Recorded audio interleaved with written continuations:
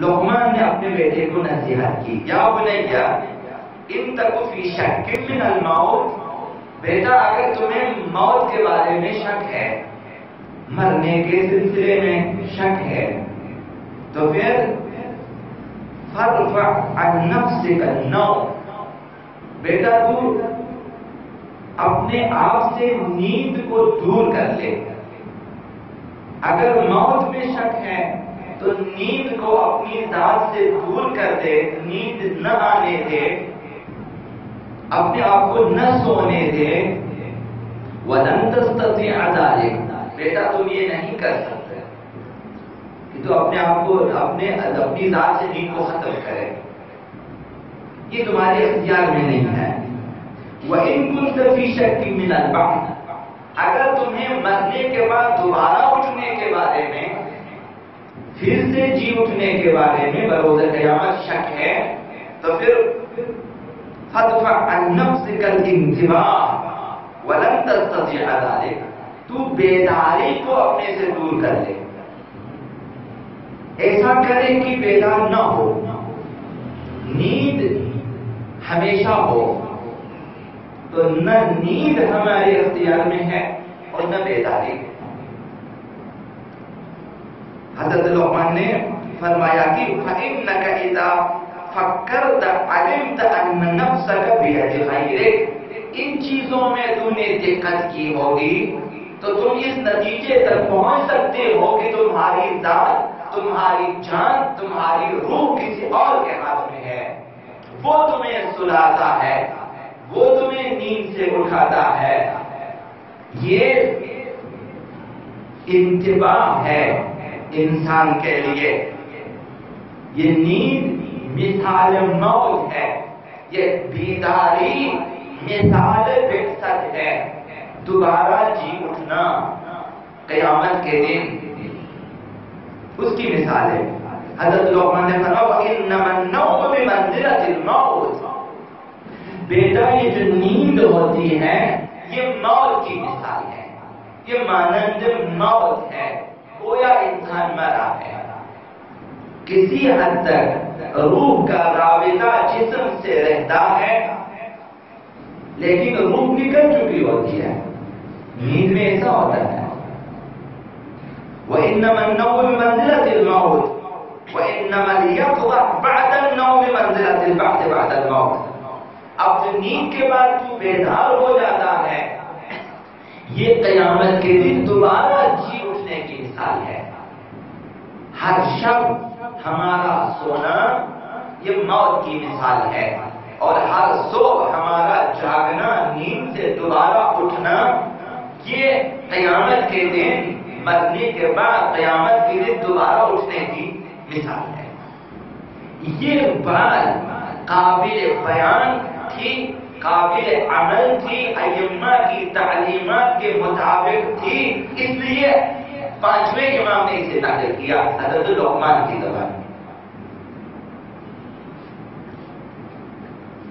دوسری حدیث مبارکہ پانچویں امام نے ارشاد فرمایا لن ينجو عن الموت غنی بمالہ، موت سے کسی کو مفر نہیں ہے، موت سے کوئی بچ نہیں سکتا، ثروت مند اپنے اموال کے ذریعے موت سے نجات حاصل نہیں کر سکتا، ولا فقیر لیکلالہ، نہ ہی کوئی فقیر، کوئی تنگ دست اپنی ناداری کے سبب موت سے بچ سکتا ہے۔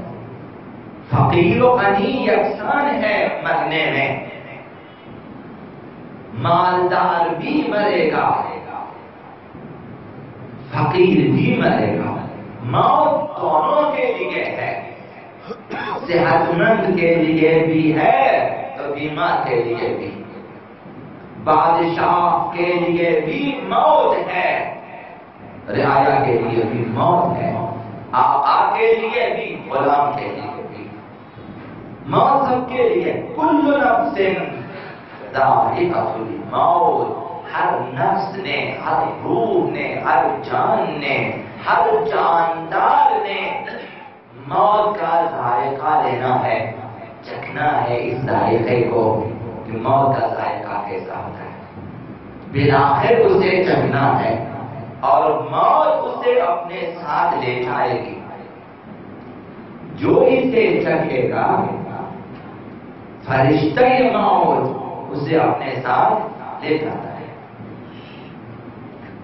تو موت ایسی دوا ہے، چکھنا ہے آپ نے اسے اور پھر آپ کو اپنے ساتھ لے جائے گی دوسری دنیا میں۔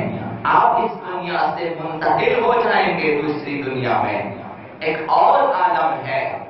جس طرح انسان شکم مادر سے پیدا ہوتا ہے، اسی طرح یہ دنیا بھی ایک شکم مادر کی مانند ہے۔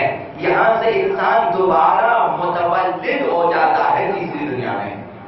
پہلی دنیا انسان کی رحم مادر ہے، دوسری دنیا انسان کی یہی دنیا ہے، اور تیسری دنیا انسان کی عالم آخرت ہے، عالم برزخ اور اس کے بعد آخرت۔ یہ انسان پیدا ہوتا جاتا ہے، انسان متولد ہوتا ہے، منتقل ہوتا ہے۔ اسی لیے موت جب واقع ہوتی ہے تو ہم کہتے ہیں اس کا انتقال ہو گیا ہے، یعنی وہ شخص یہاں سے منتقل ہو چکا ہے جو کسی اور دنیا میں۔ تو موت صرف انتقال ہے، جس طرح انسان شکم مادر سے منتقل ہو جاتا ہے اس دنیا میں، اور اس دنیا سے انسان منتقل ہو جاتا ہے عالم برزخ اور عالم آخرت۔ تو موت صرف انتقال ہے۔ یہ جو انتقال ہے اس سے کسی کو مفر نہیں ہے، کوئی اس سے بھاگ نہیں سکتا، یہ حتمی ہے۔ وَلَوْ كُنْتُمْ فِي بُرُوجٍ مُشَيَّدَةٍ، مضبوط ترین قلعوں میں بھی اگر رہو گے تو مرو گے۔ مرنا ہم سب کے لیے ہے۔ اگر دنیا کی کسی چیز کے بارے میں اگر انسان کو شک ہے، کم از کم موت کے بارے میں کسی کو شک نہیں ہے۔ بعض لوگ ممکن ہے توحید کو نہ مانے لیکن موت کو مانتا ہے، نبوت کو نہ مانے لیکن مرنے کو برحق سمجھتا ہے کہ مرنا ہے، ہر کسی نے مرنا ہے۔ مومن و کافر سب اس بات کو تسلیم کرتا ہے کہ انسان نے مرنا۔ لن ينجو عن الموت، پانچویں بات فرمایا کہ موت سے نجات نہیں پا سکتا غنی بمالہ ولا فقیر باقلالہ، نہ غنی اپنی ثروت و دارائی کے سبب موت سے بچ سکتا ہے، نہ ہی فقیر اپنی تنگ دستی کے سبب موت سے رہائی پا سکتا ہے۔ موت میں ان کا دخل نہیں ہے۔ دولت مند کہ میرے پاس اتنی دولت ہے کہ میں موت سے بھاگ سکتا، نہیں بھاگ سکتا۔ فقیر یہ نہیں کہہ سکتا میرے پاس کچھ بھی نہیں، موت میرے پاس اس لیے آ جائے، موت ادھر بھی آ جائے گی۔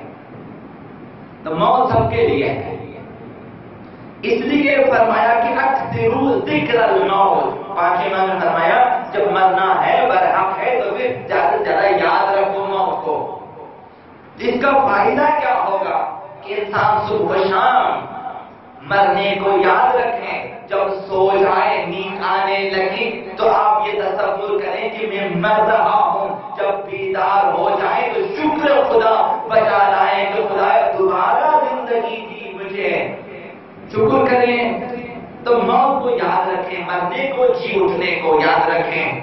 اگر مرنے کو کثرت سے یاد رکھیں، موت کو یاد رکھیں، اپنے انتقال کو یاد رکھیں، فَإِنَّهُ لَمْ يَقْدِرْ إِنسَانٌ ذِكْرَ الْمَوْتِ، جو بھی انسان موت کو کثرت سے یاد رکھے گا إِلَّا زَهِدَ فِي الدُّنْيَا، وہ انسان دنیا میں زاہدانہ زندگی گزار دیتا ہے، وہ دنیا کے بارے میں بے رغبت ہو جاتا ہے، مال دنیا کا، لذت دنیا کا دل دادا نہیں ہوتا، ضرورت کے مطابق دنیا سے استفادہ کرتا ہے، موت کو یاد رکھتا ہے، زیادہ سے زیادہ اپنی ابدی زندگی کو بنانے کی فکر میں رہتا ہے، اپنی جنت کو بنانے اور سجانے میں لگا رہتا ہے، اپنی ابدی زندگی کے لیے نعمتوں کا ذخیرہ کرتا ہے۔ ذکر موت کا فائدہ یہ ہے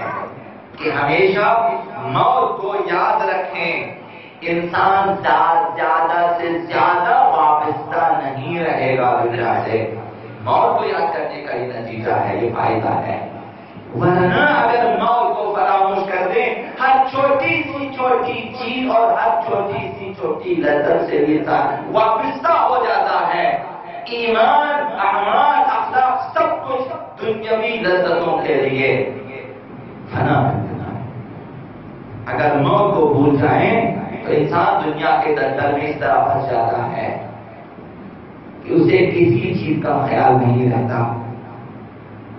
تو چوتھی حدیث میں فرمایا کہ اَيْنَ الَّذِينَ كَانُوا أَطْوَلَ أَعْمَارًا مِنْكُمْ. اے انسان فکر کرو، سوچو ان لوگوں کے بارے میں، کہاں گئے وہ لوگ جن کی عمریں تم سے زیادہ پرانی تھی. گزشتہ تاریخ میں انسانوں کے بارے میں آپ پڑھیں گے کہ 500 سال، 1000 سال، کہیں 1000 سال، 900 سال لوگ زندگی گزار لیتے تھے دنیا میں. حضرت نوح کی عمر کے بارے میں، آدم کی عمر کے بارے میں اندازہ لگاتے ہیں کہ آقا امام باقر علیہ السلام فرماتے ہیں اَيْنَ الَّذِينَ كَانُوا أَطْوَلَ أَعْمَارًا مِنْكُمْ. کہاں گئے وہ لوگ؟ اس بارے میں سوچیں، کہاں ہیں وہ لوگ جن کی عمریں تمہاری عمروں سے زیادہ پرانی تھی. وَأَبْعَدَ أَعْمَالًا. کہاں گئے وہ لوگ جن کی آرزوئیں، جن کی تمنائیں تم سے زیادہ پرانی تھی، بڑی بڑی آرزوئیں ہوتی تھی. یا حامان ابن لی صرحا لعلی ابلغ اسباب السماوات. حامان کے لیے حکم دیتا ہے کہ ٹاور بنا دے، میں دیکھنا چاہتا ہوں آسمانوں میں کیا ہے. انسان کی عقلیں ایسی ہوتی تھی. فرعون کہتا ہے کہ میں موسیٰ کے خدا کو دیکھنا چاہتا ہوں، میرے ٹاوروں میں جا کے دیکھنا چاہتا ہوں. بڑی بڑی عقلیں ہوتی تھی. انا ربکم الاعلی. فرعون کی عالمی میں اصل سب سے بڑا خدا بن جاؤں. فرعون کا دعویٰ یہ تھا کہ میں اپنے آپ سے زیادہ کوئی بہتر خدا تمہارے لیے میری نظر میں نہیں ہے. بڑی عالم شداد نے کہا کہ میں جنت بنا دوں گا. یہ جنت جو خدا کی ہے اس کی تعریفیں انبیاء عالم میں یہیں پہ بنا سکتا ہوں. بڑی عالم نے آقا امام باقر فرماتے کہاں گئے وہ لوگ جن کی عمریں زیادہ تھی تم سے، جن کی آرزوئیں بڑی تھی تم سے، تمہاری آرزوؤں سے. کہاں گئے وہ لوگ؟ مر گئے سب، زمین میں دفن ہو گئے سب. ان کے اجسام پراکندہ ہو گئے، زمین میں ختم ہو گئے. بعض کی قبر کے نشانات بھی نہیں ہیں، قبروں کے نشانات نہیں ہیں، ختم ہو گئے. بعض کے تذکرے بھی ختم ہو چکے. انسان مر جاتا ہے. موت کو یاد رکھیں. 5ویں حدیث میں امام نے فرمایا الموت هو الذی یأتیکم کل لیلہ. موت وہی تو ہے جو ہر رات آتی ہے تمہارے پاس. ہر رات جو نیند آتی ہے موت ہے. امام نے فرمایا الموت هو الذی یأتیکم کل لیلہ. موت یہی ہے کہ روح جسم سے جدا ہو جاتی ہے اور جب انسان بیدار ہو جاتا ہے روح واپس آ چکی ہوتی ہے. بیداری یہی ہے، موت یہی ہے. فرمایا الموت هو الذی یأتیکم کل لیلہ الا انہ طویل المدت. مگر جو اصلی موت ہے اس میں بھی یہی نیند ہے، لیکن اب اس کی مدت طولانی ہو جاتی ہے. لا ينتبہ منہ الا یوم القیامہ.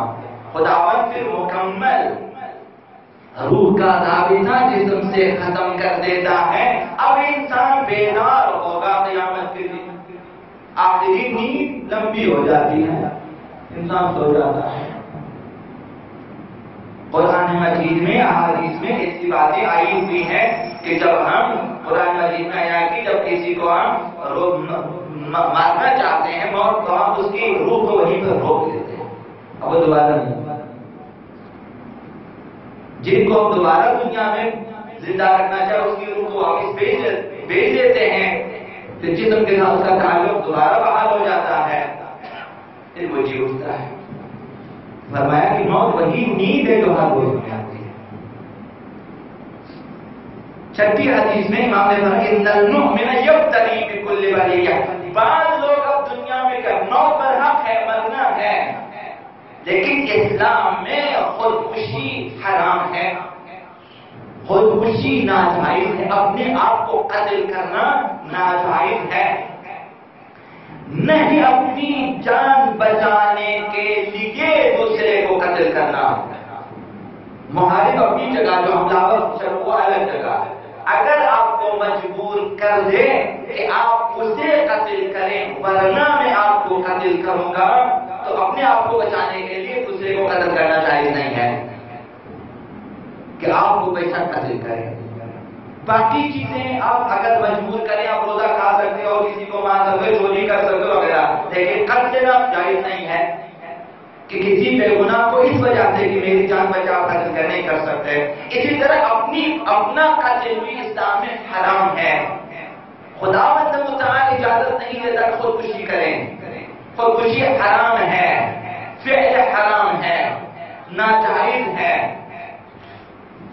پانچویں امام فرماتے ہیں ان المؤمن یبتلی بکل بلیہ، ممکن ہے کہ مومن مختلف بلاؤں میں مبتلا ہو جائے، ہر بلا اس پہ آ سکتی ہے، ہر مصیبت اس پہ آتی، مومن کی نشانی ہے، مومن کی علامت ہے، ہر بلا اس پہ آ سکتی ہے، ہر مصیبت اس پہ آ سکتی ہے، وَيَمُوتُ بِكُلِّ مَيْتَةٍ، ہر قسم کی موت آ سکتی ہے، ہر قسم کی موت۔ کبھی مومن شہید ہو جاتا ہے، کبھی مومن بستر پہ مرتا ہے، کبھی بیماری کی وجہ سے، کبھی ایکسیڈنٹ میں، مختلف موت، مرگ کے مفاجات بھی مومن کے لیے آ سکتی ہے، لیکن فرمائے الا انہ لا یقتل نفسہ، جو بھی ہو مومن اپنے آپ کو قتل نہیں کرے گا، انہیں خودکشی نہیں کرے گا۔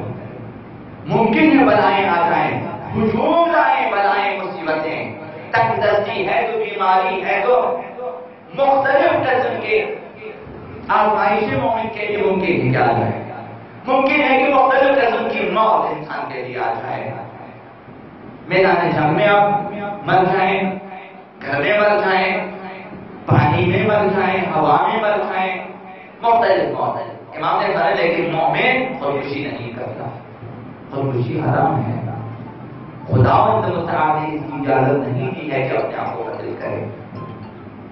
یہ مومن کی نشانی ہے، جس کا ایمان ہے خدا پر وہ کس لیے خودکشی کرے، سمجھتا ہے کہ خودکشی کے بعد اسے آرامش ملے گی، نہیں ملتی۔ روح جو اس دنیا میں بعض بلاؤں کی وجہ سے تکلیف میں تھی، اب اس کی تکلیفیں اور بڑھ جاتی ہیں، روح کے لیے کوئی آسائش نہیں ہے خودکشی کے بعد۔ اگر انسان سمجھتا ہے کہ مجھے دنیا کی مصیبتوں سے چھٹکارا ہے، نہیں ملے گا چھٹکارا۔ وہ روح جو یہاں معذب تھی، وہ روح جو یہاں پہ مضطرب تھی، پریشان تھی، وہ روح اس سے زیادہ مضطرب اور پریشان رہے گی مرنے کے بعد، خودکشی کے بعد، کیونکہ روح کے لیے فرق نہیں پڑتا کہ آپ اس دنیا میں اس دنیا میں، یہاں کی بلائیں مختصر ہیں۔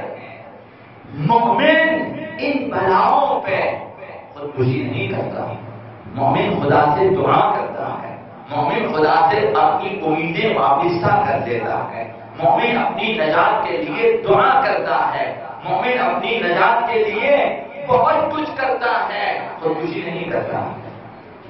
خودکشی راہ نجات نہیں ہے، یہ موت قابل قبول نہیں ہے اسلام کے لیے۔ مومن اس موت کو پسند نہیں کرتا کہ اپنے آپ کو قتل کرے۔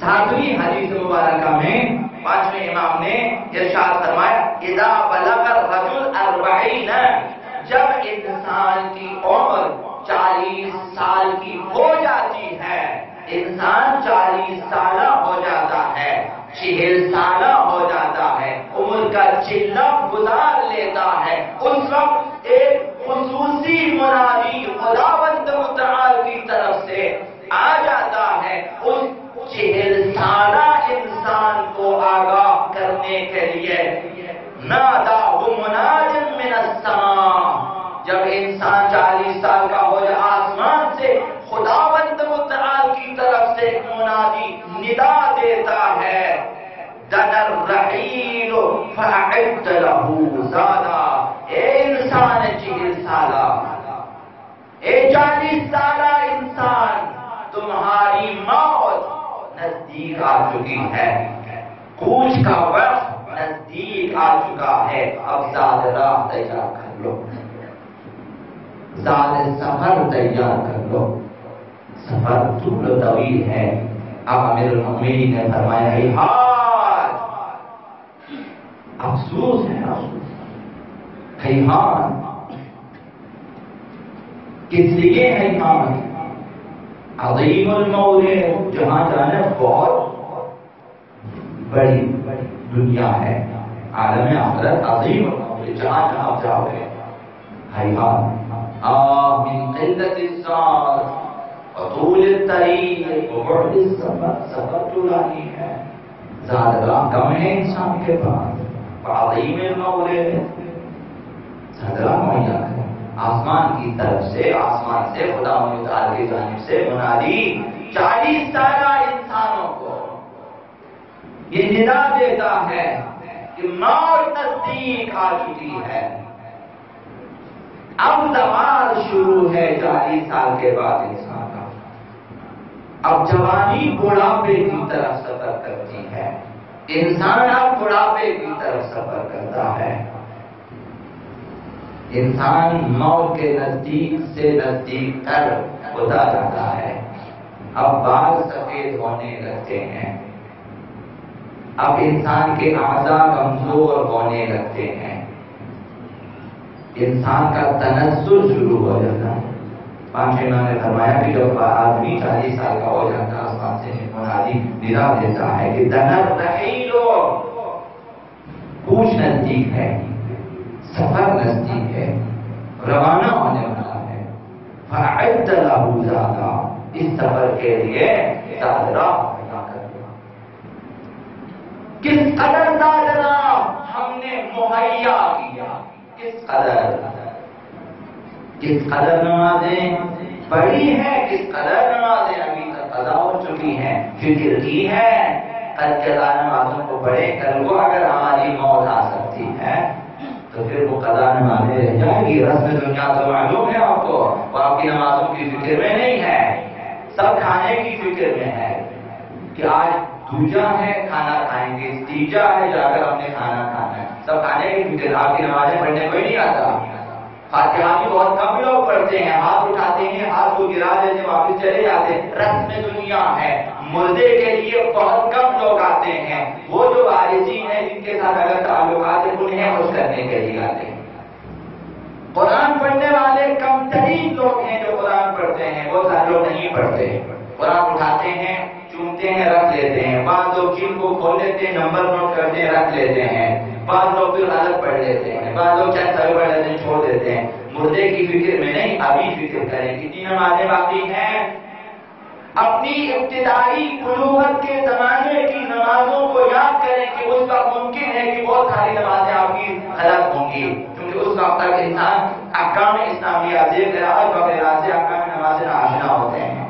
اگر دوبارہ پڑھنی ہے تو ابھی سے پڑھیں۔ کتنے روزے آپ کے باقی ہیں، کس کس کے حقوق آپ کے گردن پر ہے، اگر کسی کا حق نہیں دیا ابھی دے دیں، کل وہ فرصت نہیں کہ آپ کا بیٹا، آپ کی اولاد اگر وہ حقوق ادا نہ کریں، اگر اس میراث سے ابھی اگر آپ نہیں دیتے، کل وہ آپ کی اولاد اگر نہ دے، آپ کی گردن پر ہے کہ آپ نے روکا ہے، سال روکے رکھتے ہیں، لوگوں کے حقوق نہیں دیتے، بہنوں کے حقوق نہیں دیتے، بھائیوں کے حقوق نہیں دیتے، ماؤں کے حقوق نہیں دیتے، پھر کیا منادی ندا دیتا ہے زاد راہ مہیا کر لو۔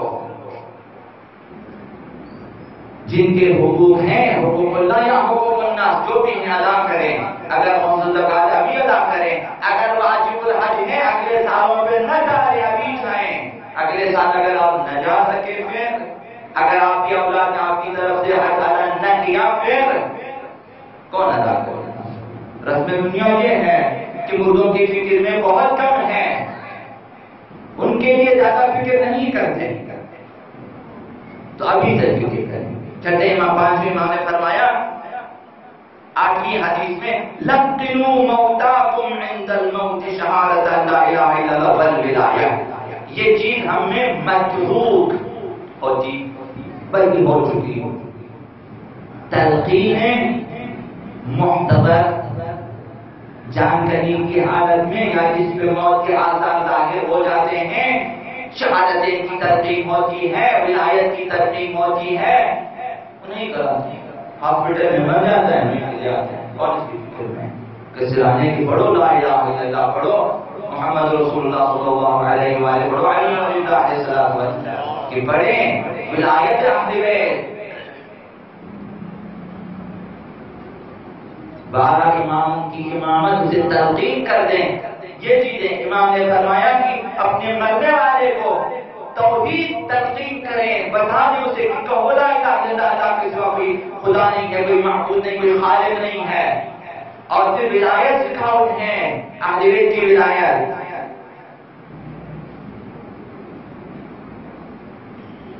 مردوں کے لیے یہ چیزیں ہوتی ہیں، تمام آداب محتضر نہ بتائے جاتے ہیں نہ اس سے عمل ہوتے ہیں۔ ابھی تک یہ چیزیں بتاتے ہیں تو مسائل میں شاید بہت کم لوگ پڑھتے ہوں گے، آداب اموات، اور پھر کچھ واجبات ہیں، کچھ محرمات ہیں، کچھ آداب ہیں مرنے والے کے حوالے سے۔ اس کو قبلہ لیٹانا ہے کہ پیروں کے تلوے قبلے کی طرف ہو، جہاں وہ نماز پڑھتا تھا وہاں پہ اس کو منتقل کرنا ہے، وہاں رکھنا ہے، جو ہے چلا پھرانا ہے وغیرہ وغیرہ، سورہ یاسین کی تلاوت کرنی ہے، دعائے علیلہ اسے پڑھنا ہے، اسے تلقین کرنا ہے، اسی طرح شہادتیں، اسی طرح بہت ساری چیزیں۔ اب پھر بتایا مردے کی فکر میں تو حتم جو مر رہا ہے اسی فکر میں نہیں ہے، سب اپنی فکر میں ہے۔ پہلے بھی عرض کیا کہ قصہ ہے کہ فقیر جو ہے مر رہا ہے، دیکھا کہ بیوی بھی روتی ہے، بیٹے بھی روتے ہیں، بیٹیاں بھی رو رہی ہیں، ان سے پوچھا ہے کہ کرتے کوئی آپ کیوں رو رہے ہیں؟ بیوی سے کہا کہ تمہارے بارے میں بیوہ ہو، اس لیے بیٹوں سے آپ کے وہاں یتیم ہو جائیں، بیٹیاں اس پر ہمارے تک پرستی کون کرے گا؟ کہا کہ میرے لیے کوئی نہیں روتا تھا، اپنے لیے روتے۔ مرنے والے کے لیے کون روتا ہے؟ یہ جو اکثر روتے ہیں اپنے لیے روتے ہیں کہ میں یتیم ہو چکا، اپنے لیے رو رہے ہیں۔ بیوی سمجھو بیوہ ہو چکی ہے، اس کے لیے کہ میرا کیا بنے گا، اپنے لیے رو رہے ہیں، مردے کے لیے کون ہے؟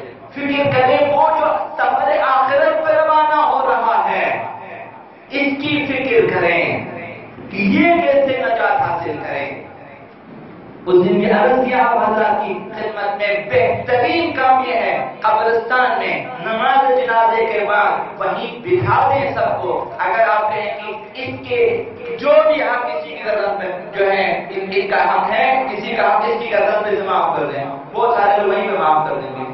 یہ دو جملے اعلان نہیں کرتے، اول کا کہ فاتحہ یہاں پر ہے، جو ہے کھانا یہاں پر ہے، چیزیں بیان ہوتی ہیں، اعلانات ہوتے ہیں، دعائیں لوگوں سے اجازت لینے کے کوئی اعلان نہیں ہوتا۔ قبرستان میں جا کے تلقین ہوتی ہے، لوگوں کو بتاتے ہیں وہاں جا کے وہاں تشریف لائیں، لیکن یہ نہیں کہتے کہ اسے معاف کر دیں۔ کسی کو اگر پتا ہو کہ اس کے ذمے کسی کا حق ہے تو بتا دیں، ہم ادا کریں گے۔ نہ بیٹا آگے آ جاتا ہے، نہ بھائی آگے آ جاتے ہیں، نہ کوئی اور مومن، نہ دوست احباب۔ اس کے قبول مردے کی فکر میں نہیں ہے، سب اپنی فکر میں، دوسرے چیزیں کی فکر میں، پھر ہفتوں میں بولتا ہوں میں چہروں کی فکر میں، اور فکر اس میں کہ انہیں کیا کھلا دیں۔ رس میں دنیا ادھر سے ادھر نہ ہو، اس پہ عمل کرنا ہوتا ہے۔ اگر چیزیں کو حلوہ پکانے ضرور پکائیں گے، نہیں پکائیں گے آپ کا رسم خراب ہو گیا۔ ایسے جیسے کہ خدا نے سنت خراب کیا ہے، حلوہ پکانا حتمن ہے، یہ کھانا دینا، یہ سادن دینا، حتمن ایک جوڑا کسی کو دینا ہے، حتمن کسی کو چادر دینی، حتمن کیا کریں گے آپ اتنی چادریں مردے کو ڈال دیتے ہیں، کس لیے؟ بغیر ڈالے بھی تو آپ دے سکتے ہیں دوسروں کو۔ اب مردے کے لیے کافی فائدہ مند ہے کہ آپ اتنی 20 چادریں لگا دیں اور خبرستان تقسیم کریں۔ مردے کی فکر میں کون ہے؟ گولکن اپنی فکر میں ہے، قبر بننے والا اپنی فکر میں ہے، ہم لوگ اپنی فکر میں جلدی سے دفنا ہے، جانا ہے اپنے اپنے آفس میں، اپنے اپنے گھروں میں، اپنے اپنے کاموں پہ جانا ہے۔ بولے فرمایا کہ لقنوا موتاکم شہادۃ لا الہ الا اللہ والولایہ، مرنے والے کو یہ چیزیں تلقین کرنی چاہیے مرنے سے پہلے۔ 90 حدیث آپ کی خدمت میں، تو آخری حدیث ہے کہ البر والصدقہ ینفیان الفقر، نیکی اچھا کام کار ہے جو بھی آپ انجام دیں، جس کار خیر کا دوسروں کو زیادہ سے زیادہ فائدہ ہوگا ثواب اسی حساب سے جائے گا۔ کار ہے جو بھی کار ہے، چاہے آپ سڑکیں بنا دیں، چاہے آپ ہوٹل بنا دیں، چاہے آپ مختلف فلاحی ادارے بنا دیں، چاہے آپ مساجد بنا دیں، مبارگاہیں بنا دیں، جن سے زیادہ سے زیادہ استفادہ ہو جائے وہ اس کار خیر کی جو ہے اہمیت زیادہ ہوتی ہے اور اس کا ثواب زیادہ ہوتا ہے۔ تو کار خیر اور صدقہ، صدقہ نہ کہ وہ جو آپ چوانی آٹھنی جو چند روپیہ جو ہے روڈ میں کھڑے ہوئے جو پیشور فقیر ہیں ان کو آپ دے دیتے ہیں۔ اگر جو آپ سے زیادہ سرمایہ داری ہوتا ہے جو چونکہ فقیر پیشور ہے، جو عادی ہے، وہ انہوں نے عادت کمائی کا ذریعہ بنا دیا اسے، تو ان کے بعد آپ دیکھیں ایسے فقیر ہم نے دیکھے ہیں، چشمدید گواہ ہیں، ایک ہی وقت میں اس نے سامنے 60,000 کے نوٹ گن کے دیے، خود اس کے ایک جیب سے جو اس نے خود اپنی مرضی سے صرف گن کے دیا ہے کہ میرے پاس یہ 60,000 روپے میں نے مسئلے ایسے بھی ہوتے ہیں۔ اگر جو کہتے ہیں کہ وہ خود کہتا ہے کہ میں ادھر ادھر بھی دے دیتا ہوں، شاید دے دیتے ہوں گے، نہیں مانتے وہ ہیں، شاید بہت سارے جو ہے کمزور مومنین کے پاس 60,000 روپے یا کچھ جیب میں نہ ہو، لیکن بات ہوتا ہے کہ بعض زیادہ سے بھی لاکھوں روپے دیے، چونکہ عادی ہے تو انہوں نے کہا کہ یہ ہماری عادت ہے، کہا کہ ہم اسی راستے سے آگے بڑھ سکتے ہیں، ہم گھر بنائیں گے، ہم بہت کچھ کریں گے، بتاتے۔ بعض لوگ ہوتے ہیں جھوٹے فقیر، جھوٹے فقیر ابھی عام ہو چکا، انہوں نے اس کو پیشہ بنا لیا، اب اپنے آپ کو جو ہے میک اپ کے ذریعے ہاتھ کو زخمی دکھاتے ہیں لوگوں کو کہ خون رستا ہے، میک اپ کے ذریعے چہرہ زخمی ہے، اور جو ہے اپنے گھٹنوں کو اپنے ٹانگوں کو چھپا لیتے ہیں اور پھر آتے بڑھا وہ نہ۔ صدقہ یہ ہے کہ مستحق افراد کی مدد کی جائے کسی بھی طریقے سے، دمی درہمی قلمی قدمی سخانی جس طرح سے بھی ہو، یہ صدقہ علمی صدقہ دیں، اقتصادی طور پہ آپ صدقہ دیں، اپنے اعضاء و جوارح کے ذریعے اس کی مدد کریں، صدقہ ہے۔ اگر آپ کسی کے راستے سے پتھر بھی ہٹا دیں صدقہ ہے، کار خیر۔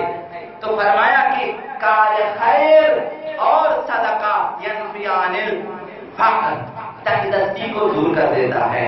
صدقہ وہ صدقہ بہت ہی طاقتور چیز ہوتی ہے کہ انسان سے تنگ دستی کو دور کرنے کے لیے، جسے دینے کی عادت ہے آپ دیکھیں گے وہ کبھی فقیر نہیں ہوتا، جسے روکنے کی عادت ہے وہی فقیر ہو جاتا ہے، جو بخیل ہوگا وہ فقیر بھی ہوتا ہے۔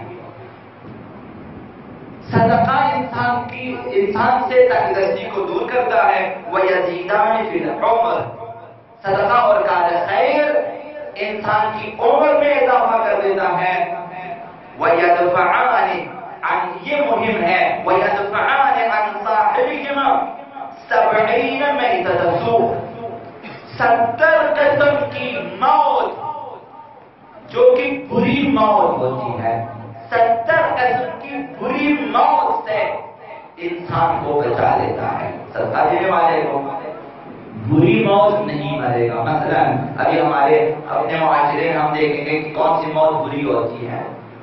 بعض لوگ مثلا نالیوں میں مر جاتے ہیں، چربی سے پیتے مر جاتے ہیں، شراب پیتے پیتے مر جاتے ہیں، مر کے مفاجات جو ہے بدترین بیماری میں بدترین حالت میں مر جاتے ہیں، ایک بری موت نہیں آئے گی۔ بعض اس طرح ایکسیڈنٹ کر جاتے ہیں کہ ناقابل دید ہو جاتی اس کی شکل، یہ بری طرح ہے۔ تو 70 قسم کی بری موت سے انسان کو بچا لیتا ہے۔ تو جہاں تک ہو سکے انسان صدقات دیں، جہاں تک ہو سکے انسان کار خیر انجام دے، نیکی کا، جس کا فائدہ امت کو، مسلمانوں کو، مومنین کو زیادہ سے زیادہ دے۔ اب جس قسم کا بھی آپ کام کریں، جس کا فائدہ زیادہ ہو، مستحق ترین افراد کے لیے، ضرورت مند افراد کے لیے اس کا فائدہ ملے۔ ہم اگر خیرات کرتے ہیں اس میں بھی اگر اپنے اثر رسوخ اور اپنے تعلقات کا لحاظ رکھیں تو پھر خدا کے لیے نہیں ہے. ایسے لوگ آ جاتے ہیں حج عقیقے میں، ایسے لوگ آ جاتے ہیں کروڑ پتی، ان کو بلا لیتے ہیں. عقیقہ ایک قسم کا صدقہ ہے، البتہ واجب نہیں، بہتر ہے کہ مستحق افراد کو دینا. جو ہمیشہ اچھے کھانے نہیں کھاتے ان کو کھلائیں. آپ اپنے تمام ضرورتوں کو کھلا رہے ہیں، وزراء کو بلا رہے ہیں، آپ سب کو آپ بلا رہے ہیں، آپ جو ہے M P S M N A سب کو بلا رہے ہیں. یہ بہتر ہے، یہ قربانی ہے. اگر کوئی حرج نہیں ہے، حرج کچھ بھی نہیں ہے، لیکن بہتر نہیں ہے. بہتر یہ ہے کہ فقراء کو بلائیں، ناداروں کو بلائیں، انہیں بلائیں، کھلائیں. خیرات جب آپ کرتے ہیں اس طرح سے وہ جو مستحق افراد ہیں انہیں بلائیں. آپ کے دوست احباب، آپ نے کہا چلو دوستوں کو ویسے بھی کھانا کرنا ہے، چلو اسی بہانے یہ کھانا وہ